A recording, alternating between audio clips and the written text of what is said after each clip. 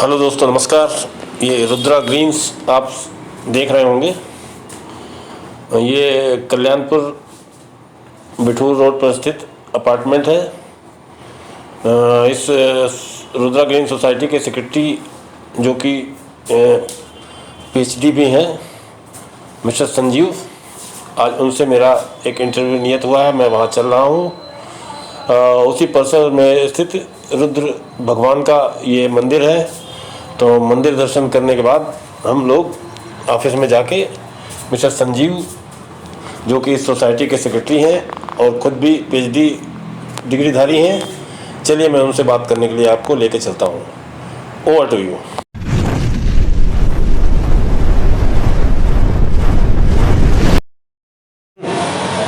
Hello साथी, नमस्कार। आपके अपने चैनल दोस्ती कानपुर में मैं आपका स्वागत करता हूँ। कोरोना की वजह से फिर एक बार डिले हो गया क्योंकि लोग मिलना पसंद नहीं कर रहे थे। आज मेरे सामने डॉक्टर संजीव है, जिनका इंटरव्यू करने के मैं काफ़ी दिन से प्रयास में लगा हुआ था, लेकिन मेरा स्पष्ट मानना है जब इंटरव्यू देने वाला एग्री होगा तभी इंटरव्यू किया जाएगा ताकि कंटेंट ठीक से आए। सहयोग से सवा इंटरव्यू भी है। उम्मीद करता हूँ कि अच्छा कंटेंट बन पाएगा, तो आज शाम तक आप लोगों की सेवा प्रस्तुत करूँगा। तो चलिए आपका समय बर्बाद न करते हुए मैं शुरू करता हूँ।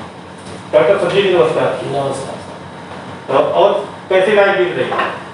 बढ़िया बीत रही है।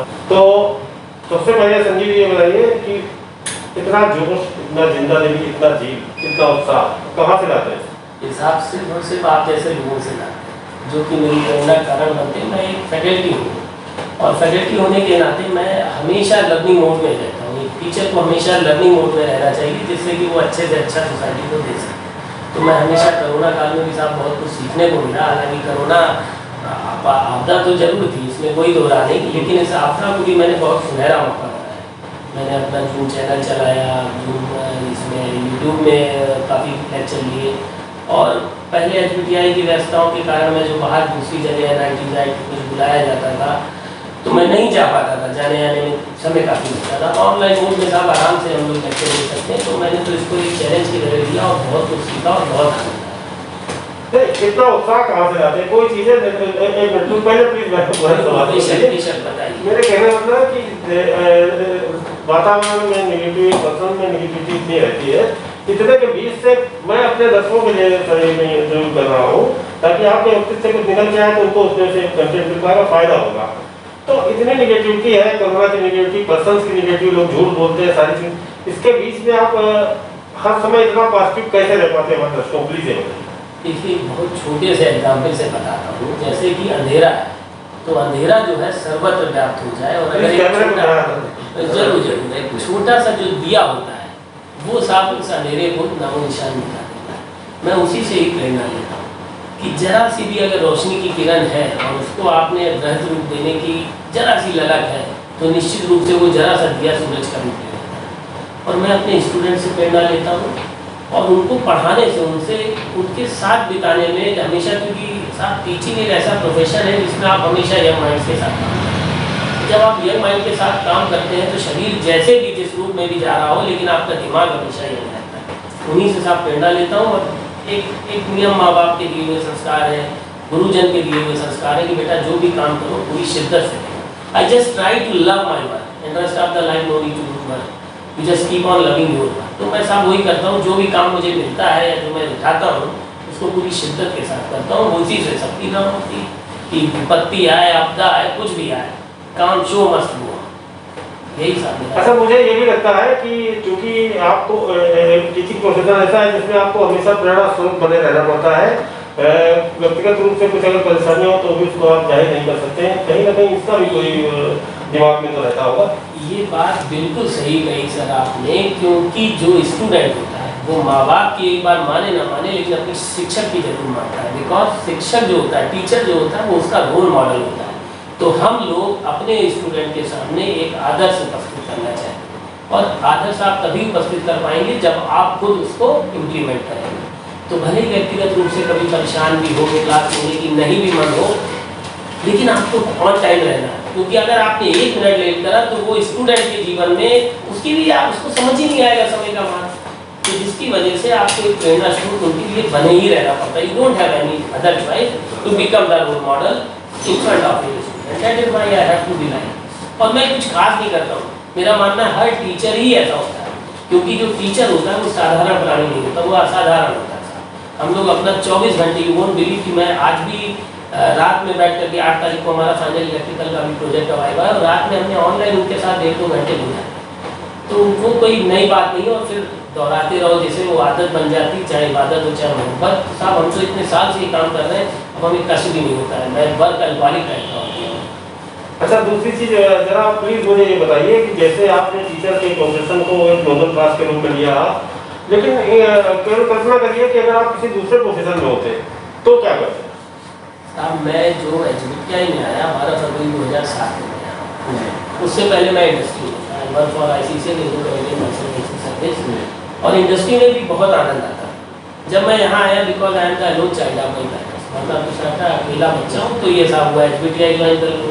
मुझे पता भी नहीं था कि ये टीचिंग प्रोफेशन कैसा होता है, क्योंकि मैंने कभी पढ़ाया ही नहीं था बच्चों को। लेकिन जब मैंने पहली बार क्लास ली और क्लास पढ़ा के जब मैं निकला, तो जो आनंद आया साहब, वो आनंद आज तक मिलेगा। और यही मैंने नहीं चुना प्रोफेशन, ये मैंने साहब, मैं झूठ नहीं बोलता हूँ कि मैं घर की वजह से मैंने माता जी को अपनी बहुत प्रेम है मेरा, उनके कहने पे लिया, और जब लिया तो वाकई में आनंद आया। और आज की डेट में मैं ऐसा समझता हूँ ऐसा प्रोफेशन दूसरा कुछ है ही नहीं, क्योंकि इसमें आपके अंदर हमेशा एक गर्व की अनुभूति होती है कि आप सोसाइटी में कुछ हैं। बाकी सारे प्रोफेशन हो सकता है मैं किसी कंपनी का सीईओ बन जाता अगर मैं इंडस्ट्री में रहता। मैं अपने बच्चों से कहता हूँ कि I want to become the CEO of all baby short industry, और वो कैसे पूरा होगा, वो सिर्फ और सिर्फ मेरे स्टूडेंट के मार्फत से। मैं उनके साथ साथ जी भर करके मैं सेकेंड ईयर से पढ़ाना शुरू करता हूँ और 7 सेमेस्टर तक पढ़ाता हूँ, सेकेंड, थर्ड और फाइनल ईयर। और अपने बच्चों से कहता हूँ तुम्हें मैं इसलिए मेहनत कर रहा हूँ कि तुम जाकर के सीईओ बनो, ताकि तुम्हारे मार्फत मैं सीईओ। तो मेरे गोल छोटे नहीं हैं, मेरे गोल बहुत बड़े हैं, जिसके लिए मुझे मेहनत करनी पड़ती है, बच्चों को कराता हूँ। अच्छा, तो इसी से ये भी निकल कर आता है कि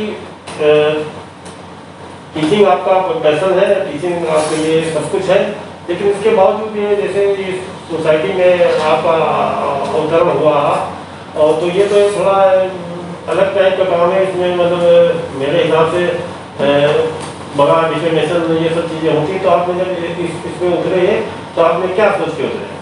इसमें जैसे सोसाइटी, रुद्रा सोसाइटी की बात कर रहे हैं क्या? ये मेरे क्वेश्चनों का होगा, लेकिन समझ गया। ये जो रुद्रा नहीं सर, ये मैं आपको बताऊं, मैं इसमें भी एक एक्सीडेंटल केस के रूप में मैं उठा। हम लोग साहब 2018 में रुद्रा ग्रीन सोसाइटी में रहने आए, 24 जून 2018 को।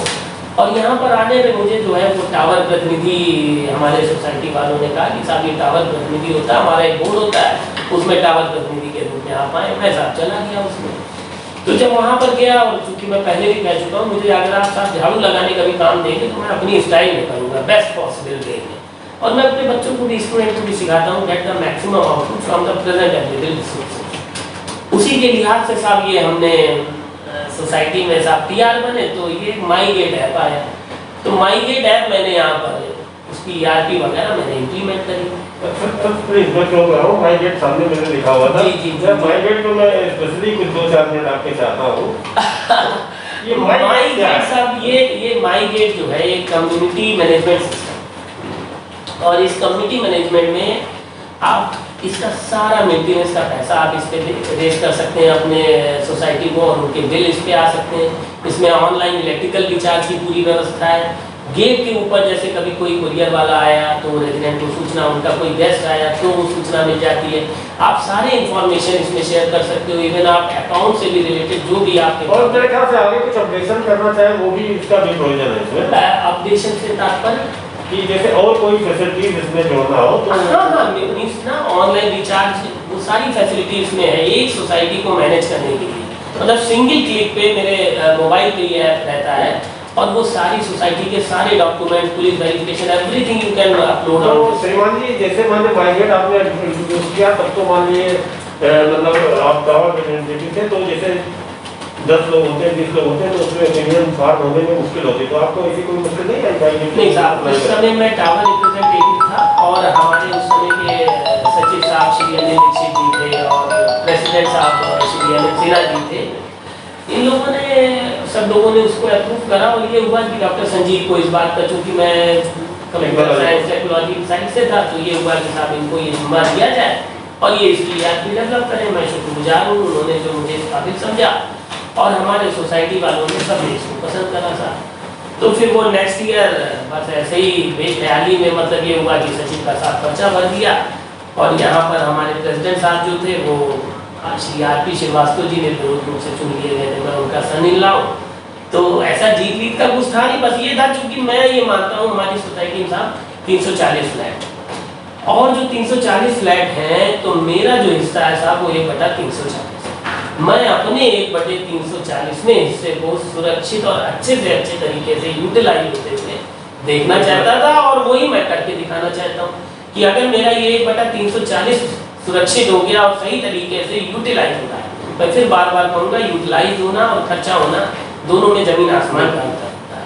खर्च तो कई बार हो जाता है, यूटिलाइज नहीं हो पाता। अगर यूटिलाइज हो गया तो आने वाले 20-25 सालों में जो है हमें जब तक यहाँ पर रहना है साहब, जब तक मेरी बैंक की किस्त नहीं चुकती है तब तक मेरा रुद्रा सुरक्षित रहेगा। वो एक ड्रीम के साथ साथ काम कर रहा हूँ और उम्मीद है हमारे सभी रुद्रावासी इस कार्य में हमारे साथ रहेंगे, बोलते हैं। और ये तो इसको देखिए सांकेतिक रूप से इन्होंने कितनी बढ़िया बात की, 1 डिवाइडेड बाय 340। अगर हम अपने शहर को ही सुरक्षित रखेंगे तो 340 का गुना अपने आप।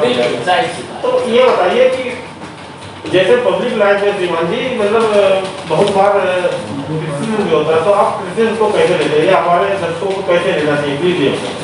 सबसे बड़ी बात तो है हमको 2 बातें समझनी है।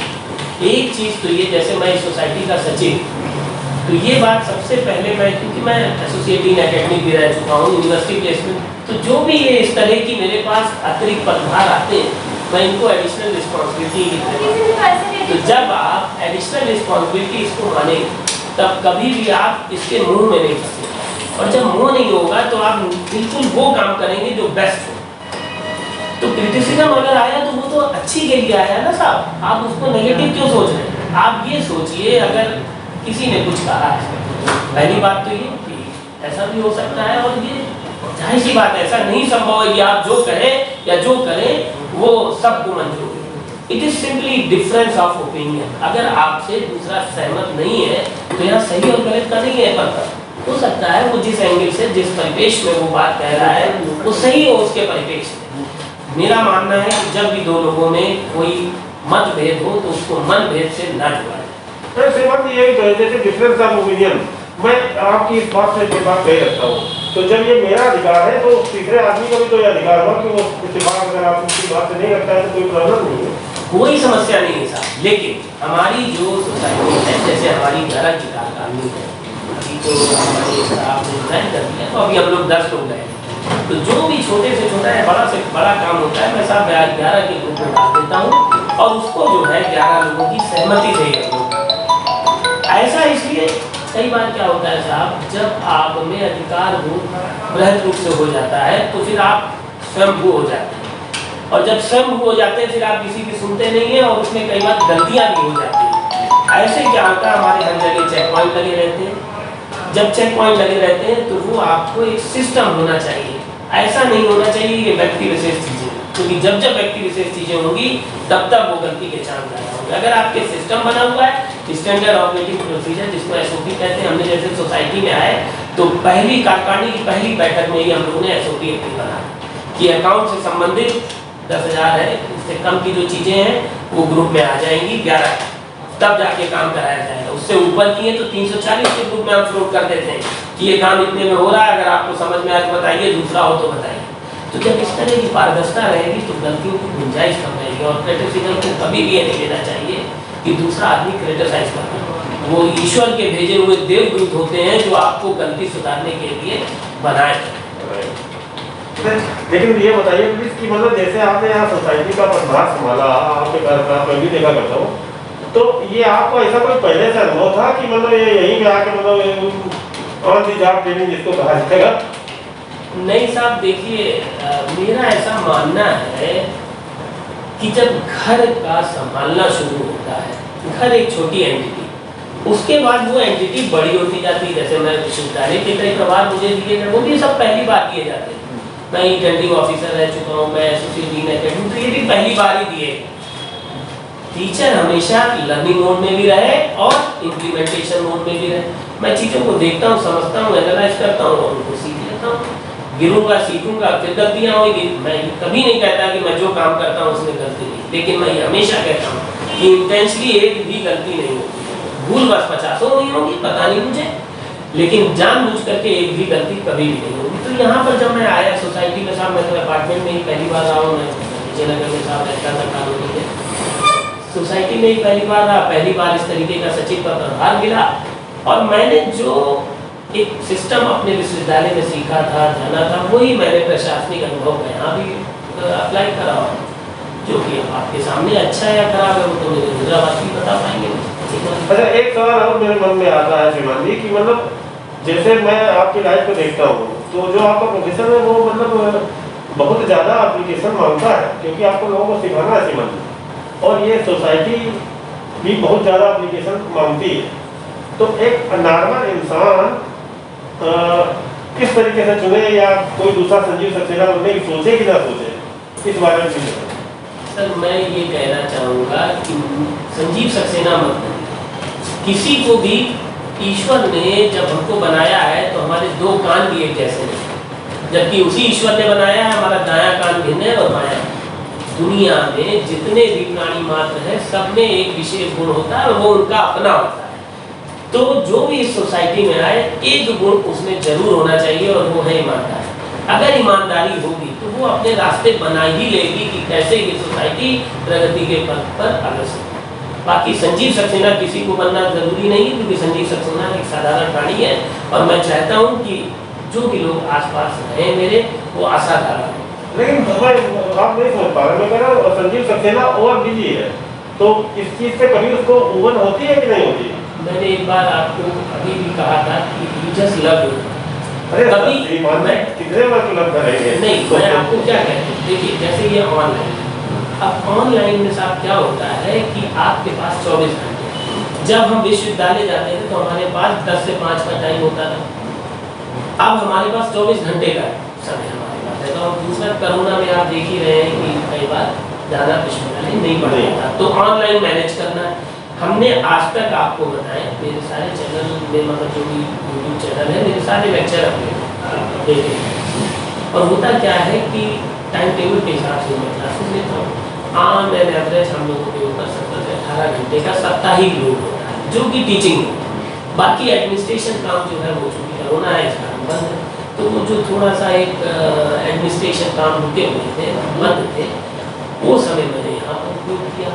और दूसरा, मैंने टेक्नोलॉजी का साथ सीखा। हमारा जैसे मेंटेनेंस, इतनी बड़ी सोसाइटी का मेंटेनेंस करना आसान नहीं है, जो करता है उसे ये एहसास होता है। हमने साहब उसका व्हाट्सएप ग्रुप बनाया, हमारे जितने भी कर्मचारी थे वो व्हाट्सएप में जुड़े, बिजली का बिल जनरेट करना, सब मीटर का, या कहीं कुछ फोटो में बस फोटो खींच के हमको बस भेजनी होती है, और जब हमारा कर्मचारी काम कर लेता है तो वो फोटो खींच के हमें भेज देता है।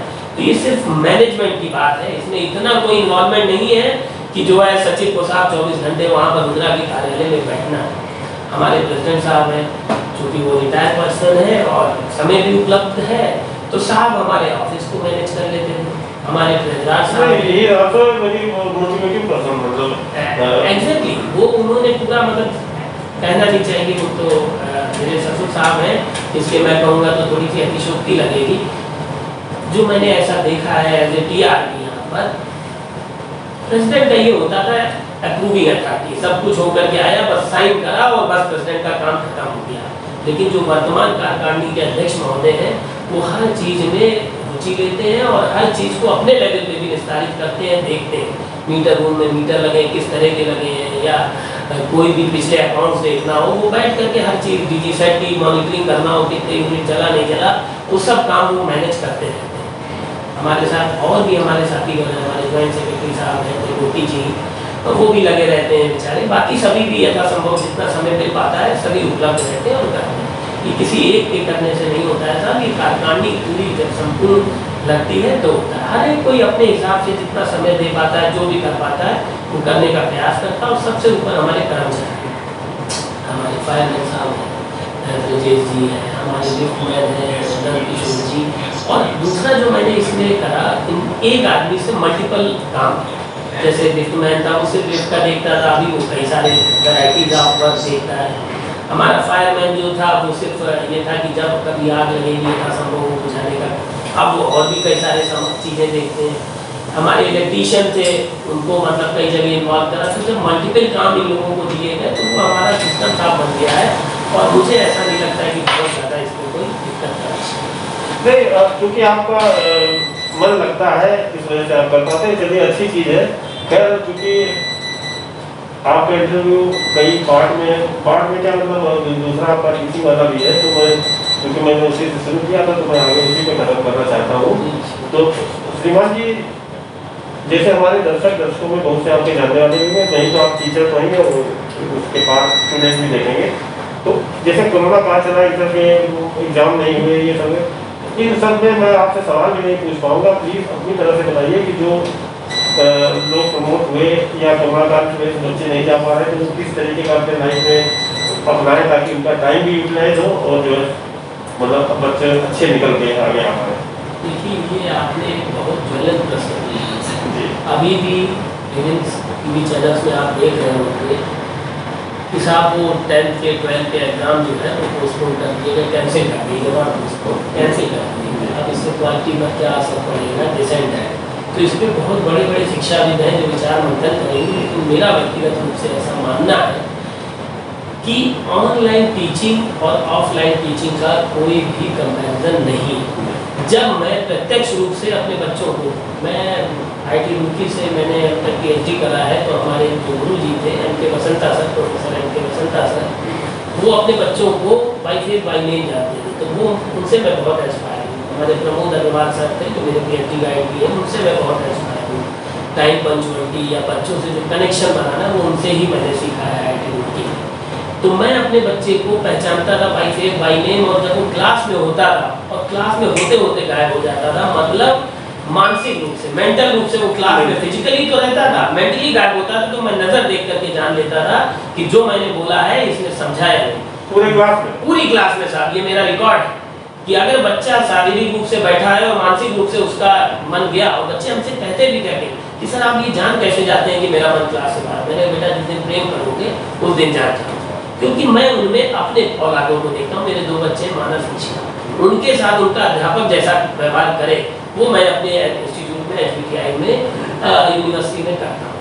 तो वो वाली चीज़ जो है, वो फीलिंग है, वो मिस है। ऑनलाइन में साहब बच्चे ने कैमरा बंद कर दिया, अपने आप को म्यूट कर दिया, ना वो बोल रहा है ना वो दिख रहा है। अब मैं ही बोल रहा हूँ, मेरी कितनी बात उस तक पहुँची ईश्वर जानता है या वो बच्चा जानता है। तो जिनमें इंटरेस्ट है वो तो मेरी बात को ग्रैस्प करते हैं, जिनमें नहीं है साहब कैमरा बंद है, सब बंद है, टीचर साहब बोल रहे हैं, घंटे भर बोलेंगे चले जाए।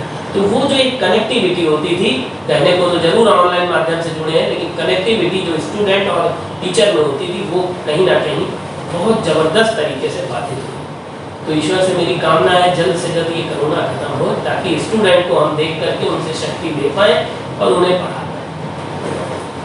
अच्छा, चूँकि ये मैंने जो चैनल बनाया था ये रूप सिंह कानपुर से संबंधित है, तो आप जैसे विचारक इंसान हैं, उसके हिसाब से हमारे दर्शकों को पर्यावरण से संबंधित और युवाओं को प्रेरणा दे सकें तो समझें तो प्लीज होना। देखिए, पर्यावरण तो बहुत बहुत ज़्यादा जरूरी है, क्योंकि आज आप देखिए, पहले हम लोगों के पास पानी के स्रोत, पानी का हम लोगों ने भरपूर जल दोहन किया और आज बोतल में रख करके पानी खरीदा। ऑक्सीजन जो कि हमें पेड़ देते थे, हमने कदर नहीं करी, उसी का परिणाम है कि आज साहब ऑक्सीजन जो है हम लोग खरीदते थे। तो पर्यावरण को आप जितना देंगे, पर्यावरण उससे 4 गुना आपको देगा। इसलिए उसको सुरक्षित रखना हम सबकी नैतिक जिम्मेदारी है। दूसरी बात आपने कहा युवा क्या करें। देखिए, युवा को सबसे पहले तो अपने अंदर की बात ढूंढनी चाहिए कि उसकी स्पेशलिटी क्या है, उसको करने में क्या आनंद आता है। करने में जाहिर सी बात है कई बार गलत चीज़ें जो होती हैं, नशा या इस तरह की कोई भी चीज़ जो आनंद, क्षणिक आनंद देती हैं, वो करने में बहुत मज़ा आता है, लेकिन उसके दूरगामी परिणाम बहुत ही खराब होते हैं। तो ऐसा करने में जिसमें उनका भला हो और किसी भी सोसाइटी का, किसी भी आसपास में रहने वाले पड़ोसी, माता पिता, नाते रिश्तेदार, उनका हित ना हो, ऐसा कौन सा काम है जो वो करें जिससे उनका भला हो और दूसरा का हित ना हो। पहले तो वो फील्ड चुने और जब वो फील्ड में जाए तो फिर उसमें एक्शन करने की कोशिश करें। क्यों? एक्शन वो सिर्फ उसी में कर सकते हैं जिसमें उनको आनंद आता है। जरूरी नहीं हर आदमी इंजीनियर बन जाए, जरूरी नहीं हर आदमी डॉक्टर बन जाए। आप जो भी बने, सचिन तेंदुलकर को अगर उनके माता पिता ने सोच लिया होता कि इंजीनियर डॉक्टर बने तो आज सचिन का। इसलिए जो भी युवा करना चाहे, हम पेरेंट्स का ये वो होता है कि इनको हम जो है अधिक से अधिक उनमें जो भी इनका रुचि है उस विषय में इनको प्रमोट करें और इनको आगे बढ़ने के लिए। तो साथियों, ये था डॉक्टर संजीव से इंटरव्यू। और मैं मन से कह रहा हूँ कि मेरा इंटरव्यू भी कंप्लीट नहीं हुआ। मैं संजीव जी से आग्रह करूँगा कि कभी स्पेसिफाइड कंटेंट पे इनसे फिर इंटरव्यू किया जाए। खैर, समय की वार्ता होती, मेरे ख्याल से 15-20 मिनट का इंटरव्यू हो गया होगा। तो इसी के साथ मैं अपनी बात समाप्त करता हूँ। संजीव जी को धन्यवाद कहता हूँ। तो ध्यान रखिए, हमारे चैनल को सब्सक्राइब करिए और वीडियो को लाइक करिए। Thank you. सर, वीडियो आपने पूरा देखा, इसके लिए मैं बहुत शुक्रगुजार हूँ। और एक बार फिर यही कहूँगा कि सर, अगर कुछ सब्सक्रिप्शन बढ़ेंगे तो अच्छा रहेगा और मुझे मोटिवेशन भी मिलेगा। Once again thank you sir.